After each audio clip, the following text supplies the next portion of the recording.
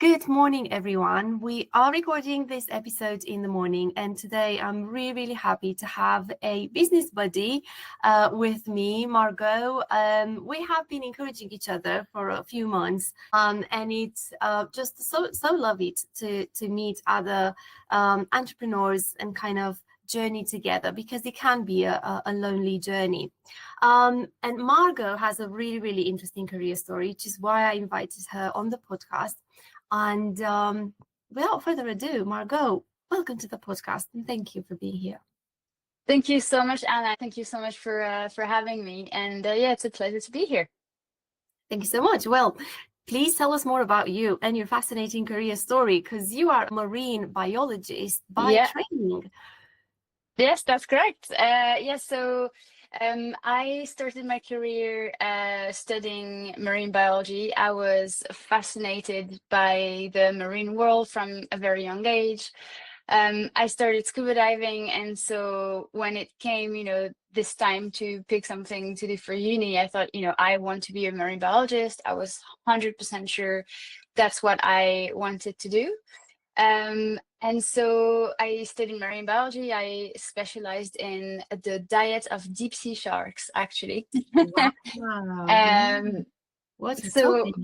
Yeah, and so while I was working, on my final year dissertation, I spent a lot of time in the lab, and then slowly I started realizing, as fascinating as it is, and I had that really naive vision that I would be, on a boat somewhere warm, studying dolphin behavior. And actually, yeah, some people do that, but in a lot of cases, it's a lot of lab work. The work is quite repetitive, and for some people that's great. But I thought that's not what I want to do. And so one day we had a guest lecturer coming in. So he studied marine biology, but actually he was also a science writer, and he specialized in writing articles about marine mammals, whales, etc. And I thought, wow, I felt so inspired after that lecture. I decided to join the university newspaper. So I started writing articles for them until I discovered that actually I could do a master's in science communication, which is actually science journalism. So that's what I did. And that's what eventually led me to marketing. So I interned at The Guardian, wrote science stories for them, continued freelance a little bit after uni, and then I started working for this tech startup as a science writer. So mainly writing blogs, newsletters. I was dabbling with LinkedIn, and that's how I fell into marketing. Yeah. Wow. Well, congratulations for finding your path. And I think it takes a lot of courage to realize that your field of study isn't actually the one you love or the right one for you, so I think that we have a lot to learn from your story and how you've discovered marketing, and it's definitely a passion, because you have your own marketing business. What do you specialize in? So I spent the last 10 years working in digital marketing, mainly for tech startups and medical device consultancy. So I still remained in this world of, science engineering. I didn't want to leave that bit. And now my company is called Wripple. I've set it up last year. And actually what I do is that I help marketing teams in science and tech to work better together and fix internal friction as well.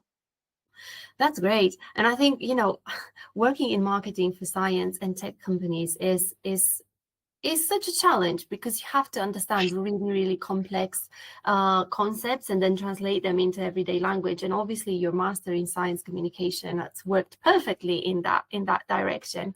And I think you're just a very good communicator. And I'm not surprised that you segued into having a business that focuses on improving communication, reducing friction between departments. And we know the love-hate relationship between marketing and sales.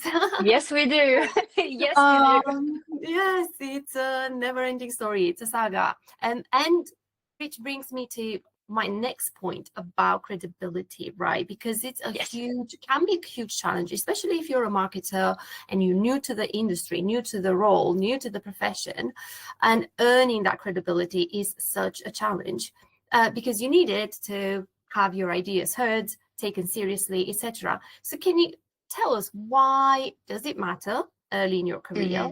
And how can you improve it? Yes, so actually throughout my career, I was always in roles where I had to speak with heads of R&Ds, VPs of research, innovation directors, engineers. And so, you know, in this world of science and tech, it's all about precision.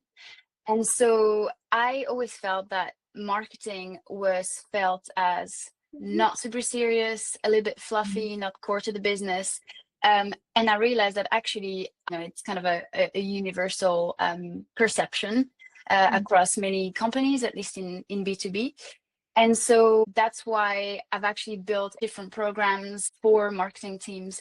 One is about team effectiveness for overwhelmed marketers. One is about building a marketing strategy. And then one is about, it's called the Marketing Powerhouse Program. And it's all about how to earn internal credibility and build trust with your internal stakeholders. And I think it's super important to build credibility as a marketer and as a marketing team, but especially for junior marketers. I think it can open so many doors for young marketers. If you want to be a really good marketer, there are two things. The first one is that you need to be like customer obsessed, right? So you need to know their challenges, their pain points, their frustrations. But another one is be, you know, business obsessed as well. Get to know more about the business strategy, what your sales team, you know, is up to, what are their goals.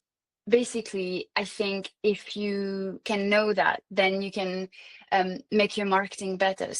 And many companies don't expose marketing professionals enough to the end users for them to absorb that information, either because they think they're too junior or because marketing is not seen as a customer-facing role as such, but it should be, because we are talking to customers and potential customers all day, every day through our copy.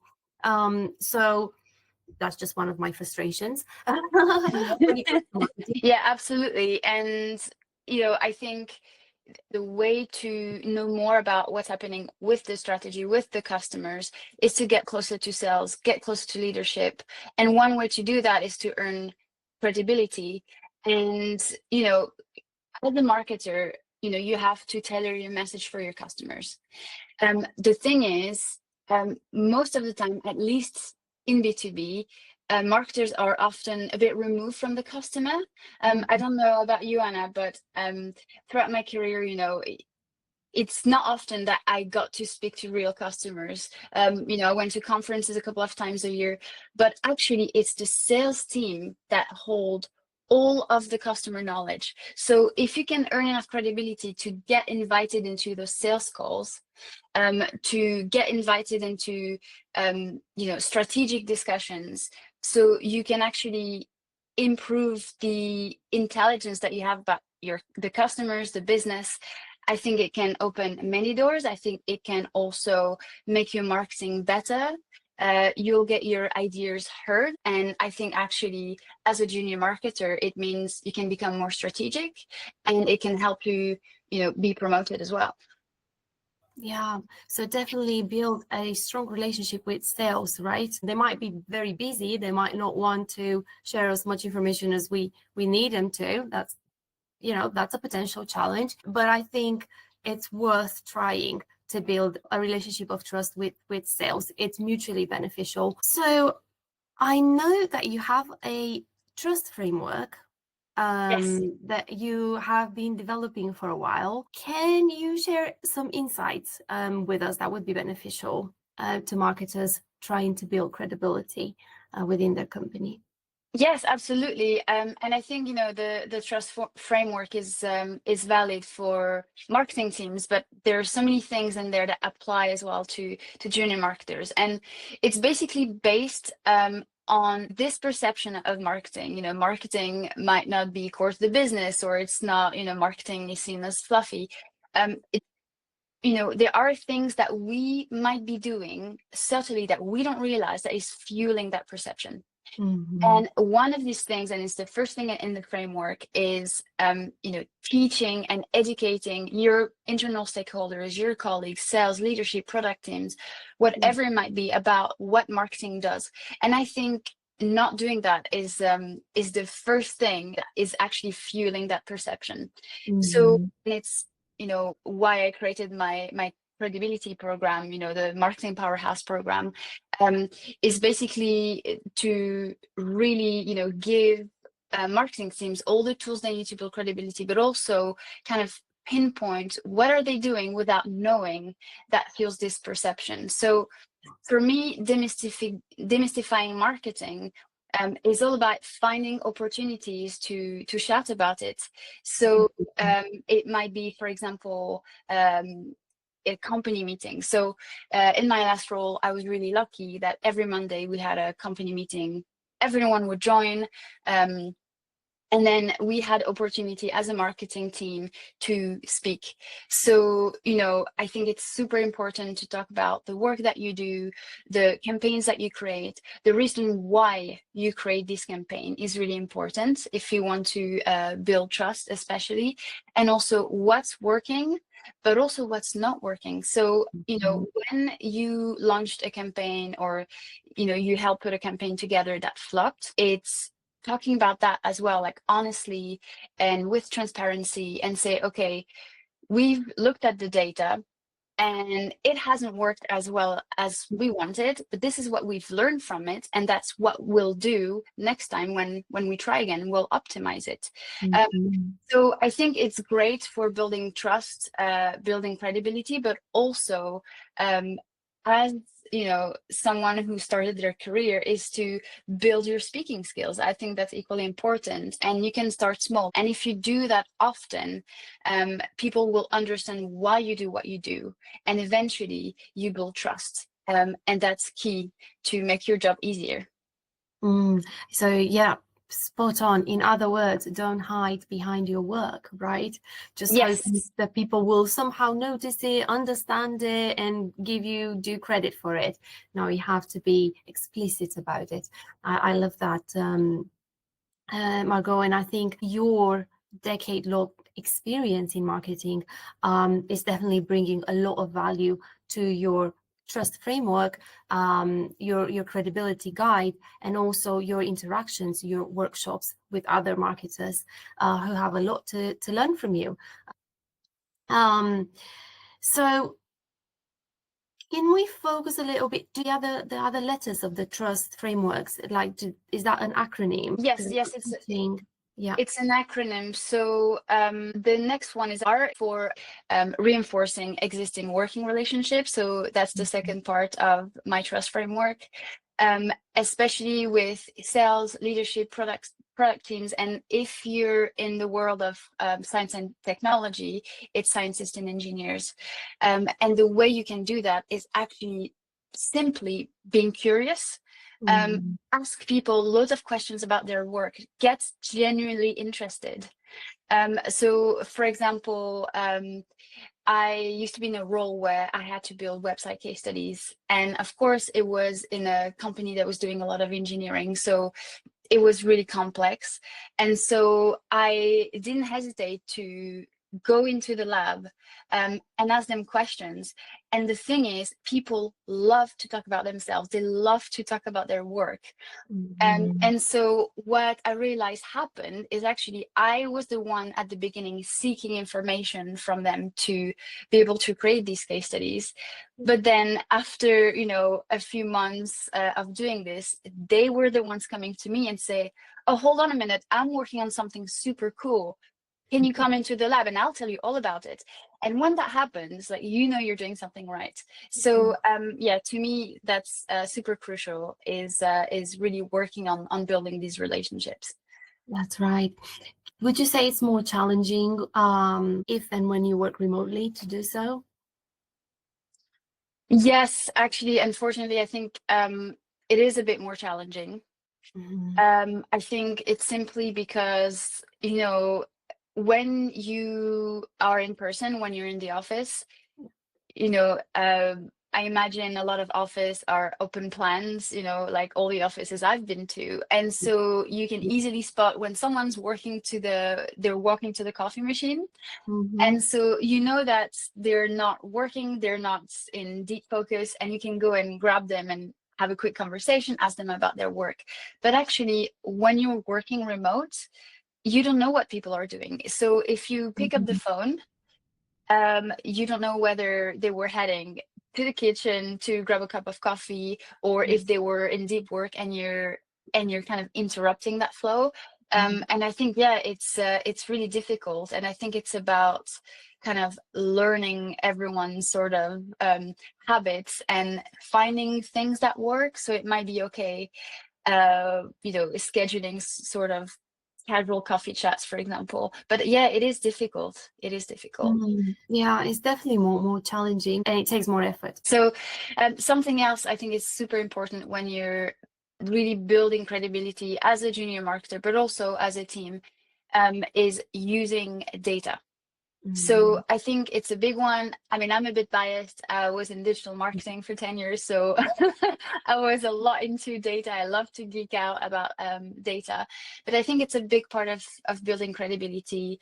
I know that it can be a bit intimidating at first, but I think being curious about the data that you gather in marketing, because we do gather a lot of data, especially in digital marketing. You know, you've got Google Analytics, you've got your email, newsletter analytics, social media, Hotjar, for example, for like more qualitative data. And really don't hesitate to ask your peers, you know, ask your manager about how it all works, log into the tools as well, and just explore a little bit. And I think what's really key is to then translate what the data means into, well, translate the data into what it means in terms of customer behavior. I think that's super key, because it allows you to do two things. So when you find these speaking opportunities, whether it's company meetings or even corridor conversation, whenever you have this opportunity to talk to your internal stakeholders, to your colleagues about what marketing does, the value that you bring as a marketing team, having data to prove your points, it's super crucial. And also something else is actually, if you ever need to push back on something, having data is really important, because no one can really argue with data. And it actually happened to me when, you know, as a marketing team, we were spending a lot of time on the website, and, you know, on the leadership level, this was questioned. And we actually realized, by looking at quantitative and qualitative data, so data from Google Analytics, data from Hotjar, you know, we had like heat maps installed on the website, we could see where people clicked. We actually realized that people were going onto our website, but they weren't staying very long, and they weren't scrolling down. And so we were building a more immersive experience for our website users, for our customers. And I was actually able to make a case study out of it, present it at a meeting. And you could actually see the before and after of the heat map, where actually you could see people were not scrolling down much. And then the other image showed, you know, a red heat map of people interacting with the website, people staying longer, etc. And actually, when you know, all the scientists in the room got super excited. And I think especially if you work in a technical industry, yeah, use the data, get comfortable with it. Yeah, exactly. And like you said, data is so valuable for decision making. So even though it's not glamorous, definitely give it attention. And like you said, it's a crucial point for establishing credibility. One of the issues with data is that we understand it as marketing professionals, but maybe outsiders, so people from other departments, key decision makers, don't. What is CTR? What is click-through rate? So can you talk to us a little bit about speaking the language of the recipient? Yeah, absolutely. And it's something else in the framework as well. It's actually quite a big one. Speaking your stakeholders' language is absolutely key. So yeah, as you said, in marketing, we're used to this jargon, and it's all about actually changing that frame of mind and thinking about who you're speaking to. So I always say there's your actual customers, the company's customers, but also your internal stakeholders, to me, are also customers. So you need to kind of know what makes them tick, know in what terms they speak, and then adapt your communication to that. So say, for example, you were talking to sales or to leadership about this social media campaign that you're building. You wouldn't really talk about follower growth and how you improve that. You would talk about supporting conversions, or you wouldn't talk about, you're emphasizing this month's activity on creating a lot of articles for the website for thought leadership, but you would tell sales how actually writing these articles it's educating prospects to make their job a little bit easier. So I think, yes, speaking your stakeholders' language, super important. But also, when you do have to communicate any type of information, is also getting to know your internal stakeholders and their communication habits. So, for example, super busy salespeople, when you need to communicate something to them, they might prefer a Loom video to a super long chat or super long meeting. Or, for example, you need to speak to the commercial director. Start with the conclusion. It's super important, and then, because they don't really care about how you did things, not necessarily. They're interested about what you did, and the results you got, and what you're going to do next. And yeah, it's also, I think, about timing.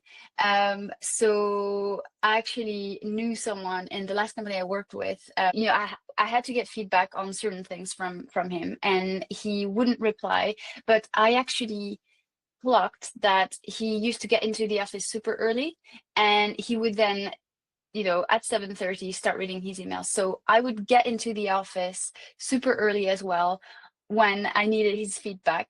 I would wait until he got a cup of coffee, and then I would show up to his desk and say, or call him, because I knew he would, be in that state of mind of, okay, I'm checking on my emails, I'm replying to people. That was the time when he was being responsive. And so when I needed feedback, that's what I did, and it really worked. So yeah, it's all about getting to know your internal stakeholders, knowing what makes people tick, and also when they might be the most engaged. Yeah, this is pure gold. Because I think so many times we're focused on ourselves and what we want from people, right? Our own needs, that we forget that they too have their own agendas, interests, work habits, and that we have to work within those parameters as well. It's not, all about us and what we want to get from them.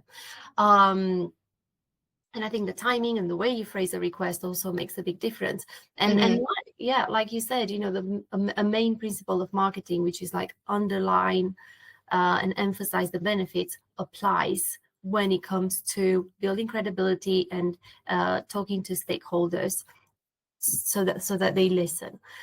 And I think we're very smoothly moving to our next topic, which is about the shift that credibility creates. I think it's super important. Like as I was saying earlier, it gets you invited to the right conversations. Building credibility takes time. It's not a given. It's not because you're going to present once or you're going to talk to the commercial director once that it's going to make a difference. Do one thing at a time, start small, and then build from there. But yeah, never stop educating your internal stakeholders about marketing. Never stop building these crucial relationships with other people that you have to work with.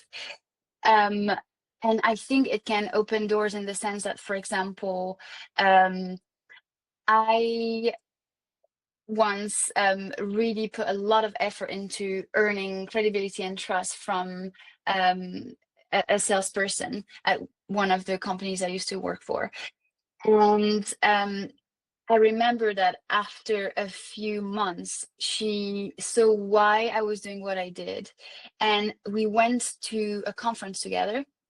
And I think she simply saw that I was really hardworking, I was genuine, and I was always explaining to her why I was doing what I did. So, you know, I had to film her at the conference, and, you know, people don't really like to be filmed, but, you know, explaining like why it's important, it's really crucial. So, you know, keep doing that. And basically, what happened is that she then said, look, I really like what you're doing. I would like to invite you, if it helps you, to follow the sales journey. So, you know, from prospect, the first conversation with a prospect, to actually selling the project.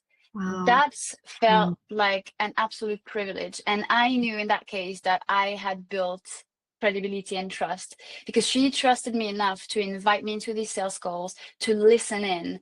And it was extremely valuable because I was able to actually listen to the questions that the customers were asking. In turns, that made my marketing better.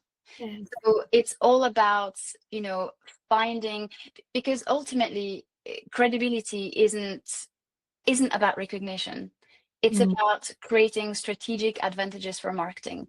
It's about helping you to make your work better, and also enjoy yourself at work as well, because the more credible, the more trustworthy your peers perceive you, the more enjoyable your work will get. That's right. I think there's fewer things as demotivating as feeling that your opinion doesn't matter, or feeling undervalued. So thank you, Margaux. Here's to more credibility for the marketing team. And I know that you will do a fantastic job with your workshops in any company that will invite you in. I'm very fascinated by the way you spell the company name, 𝗕𝗏𝗕𝗚. Any particular reason why it's spelled that way? Absolutely. So it's a funny one, actually, because I wanted something related to water or the marine world because of what I studied. Yes. And I thought, you know, when I thought about the programs I run, the workshop I had run as well, I thought they have a ripple effect throughout the company. And I think water is also the element of change. And that's what all my programs are about. It's about changing something. It's about improving the status quo.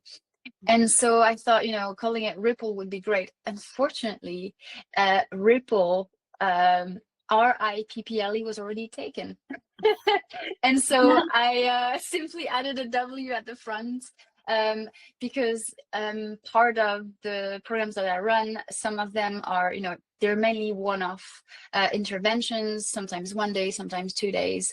They're part training, part collaborative workshops. So I thought, hey, W can stand for workshop. That's perfect. So that's the story of Ripple. Yeah, and you've created something unique. Can you please tell people where they can find you online and learn more about Ripple? Yeah, absolutely. So you can follow me on LinkedIn. So my name is Margaux Grasso. I also do weekly YouTube videos. My YouTube channel is called The Ripple Effect, Ripple with a W, of course. And then also my website, so w-ripple.com. And then I am releasing my guide on earning credibility and trust very soon, and so you'll be able to download that from my website as well. Oh, thank you very much. Well, I'm excited. I'm excited about the guide because I just know it will include so much useful information. So yeah, we do encourage everybody to download it from your website. And also, you know, here's a big challenge for sales and marketing departments to actually have a workshop about working together better, and yeah, you know, make it happen in the next few months. Thank you so much, Margaux, for being on my podcast. It was a pleasure. Thank you so much for having me, Anna.